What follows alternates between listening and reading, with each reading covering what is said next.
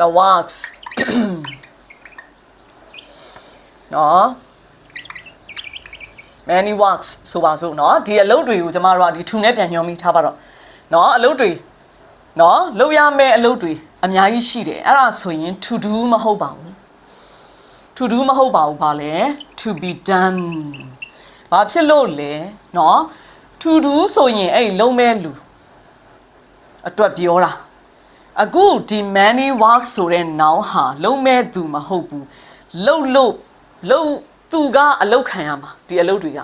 လူရဲ့လှုပ်ခြင်းကိုခံရမှာเนาะ there are many works ဆိုပါစို့เนาะ there are many works to be done to do မဟုတ် to do ဆိုရင်ဒါလူပေါ့ထားပါတော့ဒီဟာဆိုရင်ထားပါတော့လေเนาะthe workers ဆိုပါစို့เนาะ the workers အလား there ဒီမှာပဲကဲ there are ပဲထားပါတော့ there are many workers เนาะဒီမှာဆိုရင်ဟုတ်တယ် to do the work ဟောအလုပ်တွေကိုလုပ်ဖို့လူတွေဒီမှာဒီရှိက many workers ဆိုတဲ့ noun အတွက် noun က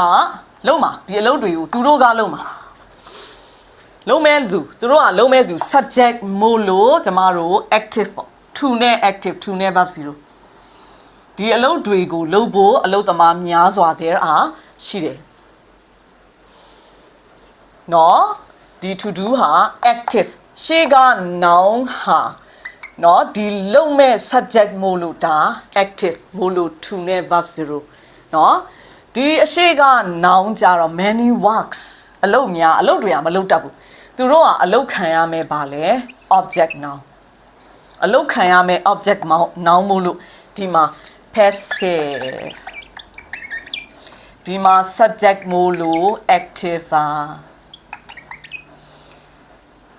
ဒီ to do တွေကဒီ to do နဲ့ to be done တို့ဟာရှေ့က noun တွေကိုညွှန်းနေတာနော်လုပ်ဖို့အလုပ်ဒီအလုပ်တွေကိုလုပ်ဖို့အလုပ်သမားများစွာအခုကြတော့လုပ်ရမယ့်လုပ်ဖို့အလုပ်များစွာ there are ရှိတယ်ဒီမှာကြတော့ဒီအလုပ်ကိုလုပ်ဖို့လုပ်သားများစွာ there are ရှိတယ်နော်ဆိုတော့အဲ့ဒီလိုရှိတယ်ဒါကြောင့်ဟို to နဲ့ဆိုတိုင်းto ဆိုရင် infinitive to infinitive မဟုတ်ဘူးเนาะအမြဲတမ်း infinitive မဟုတ်ဘူးဘာဖြစ်မလဲဒီမှာเนาะကျွန်မပြောလာခဲ့တာလဲအချိန်မောင်းကမရင်မတွက်နိုင်တော့ပါဘူးဟောဒီလို to เนาะ verb ကเนาะ to နဲ့ဆုံတဲ့ verb လို့ပဲပြောရမှာလားဟို verb တွေတဲက to လို့ပြောရမှာပေါ့လေเนาะအဲ့လို to တွေဆိုရင်เนาะ preposition to မဟုတ်ဘူးပြောချင်တာ preposition to ဆိုတာကြတော့ verb preposition to ကြတော့သူအနောက်မှာnoun ဒါမှမဟုတ်ရင်noun စားလိုက်မယ် preposition to ဆိုတာဒီလိုလေ to နဲ့ပြတဲ့နေရာပြတယ်မှာ to school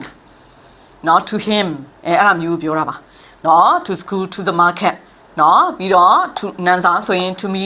to him to them အဲ့လိုဟာမျိုးဒါဆိုရင်တော့ဒါ preposition to အဲ့ဒါမဟုတ်ဘူးเนาะအခုကျွန်မပြောတာ verb တွေက to verb တွေက to ဆိုရင်ဒီ to တွေရဲ့အနောက်မှာဒီလိုထပ်လိုက်မယ်ဆိုရင်ဒီကောင်เนาะ infinitive ကြီးပဲမဟုတ်ဘူး sorry infinitive ကြီးပဲမဟုတ်ဘူးเนาะ infinitive ကြီးပဲမဟုတ်ဘူးเนาะ used to ကြီးပဲမဟုတ်ဘူးเนาะကျွန်မပြောချင်တာအဲ့ to တွေเนาะ to တွေเนาะအဲ့ဒါဆိုရင် verb 0သို့မဟုတ် be နဲ့ဟို၅မျိုးကဲဟုတ်ပြီအဲ့ဒါဆိုရင်တော့အခုဒီသင်ခန်းစာ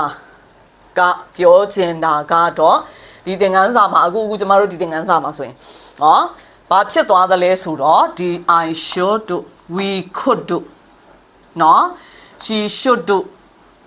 I can တို့ရဲ့နေရာမှာ subject နဲ့အဲ့ဒီ should do could do can do ပေါ့เนาะနေရာမှာဘာဖြစ်သွားသလဲ to ဖြစ်သွားတယ်အဲ့ဒါလေးပဲကျန်တာအတူတူပဲเนาะ noun clause အတူရေးလို့ရတဲ့ noun clause တစ်မျိုးပေါ့